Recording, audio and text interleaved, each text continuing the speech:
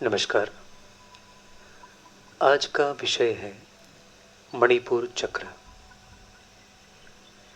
मणिपुर चक्र मनुष्य की नाभि के 1 इंच ऊपर की सीध में रीढ़ की हड्डी में जो मनका है उसमें होता है। साधारण भाषा में इसे नाभि चक्र कहकर बुलाते हैं।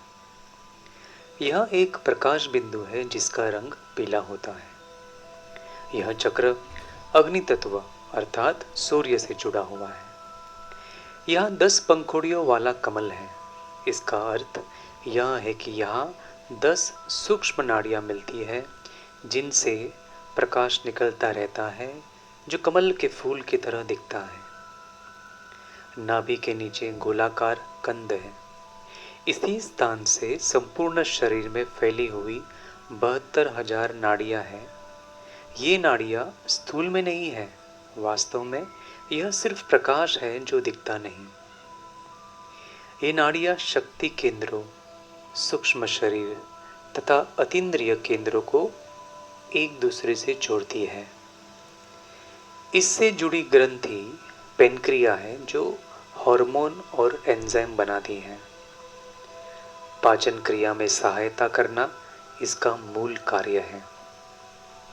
यह चक्र अमाशय, यकृत, पित्ताशय, अग्नाशय तथा छोटी आंत और बड़ी आंत से संबंधित है।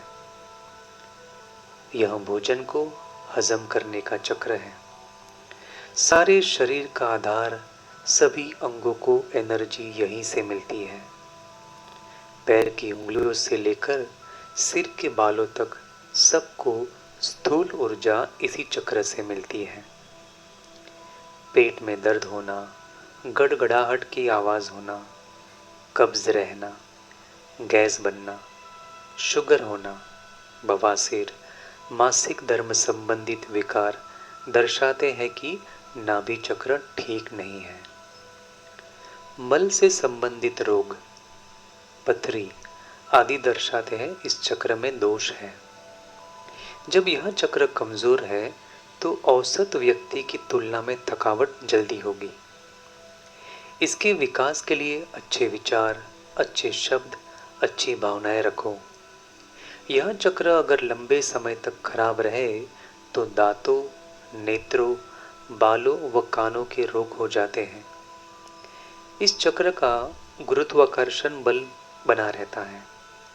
इस चक्र में ही रुद्र ग्रंथि है, जहाँ मन और बुद्धि मिलते हैं। अर्थात हम संकल्प करते हैं और उस पर निर्णय करते हैं कि यह ठीक है या नहीं। उस स्थान को रुद्र ग्रंथि कहते हैं। आमतौर पर हमें महसूस होता है और समझते हैं कि यह आज्ञा चक्र में हो रहा है। वास्तव में यह दोनों अर्थात मन और बुद्धि का सूक्ष्म कार्य यहाँ होता है। हाँ, इस ग्रंथि का स्थूल भाग दिमाग में ही है। यही कारण है हमारे विचारों का प्रभाव पेट पर पड़ता है, जिससे हमारी भूख प्रभावित होती है।